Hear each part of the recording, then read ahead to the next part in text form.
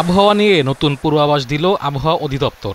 দেশের দক্ষিণ ও উপকূলীয় ৭ জেলার উপর দিয়ে সর্বোচ্চ ৬০ কিলোমিটার বেগে ঝড় ও বজ্রসহ বৃষ্টি হতে পারে বলে আশঙ্কা করছে সংস্থাটি। সোমবার রাত ১টা পর্যন্ত দেশের অভ্যন্তরীণ নদীবন্দরগুলোর জন্য দেয়া এক সতর্কবার্তায় এ তথ্য জানানো হয়েছে।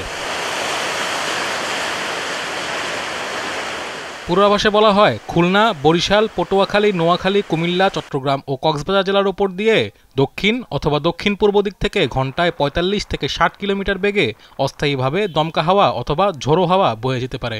সেই সঙ্গে বৃষ্টি অথবা বজ্রসহ বৃষ্টি হতে পারে। তাই এসব এলাকার নদীবন্দরগুলোকে ১ নম্বর সতর্ক সংকেত দেখাতে বলা হয়েছে।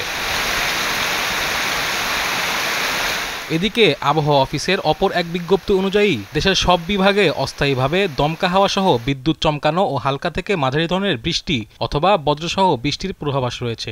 সেই সঙ্গে খুলনা, বরিশাল ও চট্টগ্রাম বিভাগের কোথাও কোথাও মাঝারি ধরনের ভারী বর্ষণের আশঙ্কা রয়েছে। এছাড়া সপ্তাহ জুড়েই সারা দেশে বজ্রসহ বৃষ্টি হতে পারে। নাঈম হামিদ, দীপ্ত সংবাদ।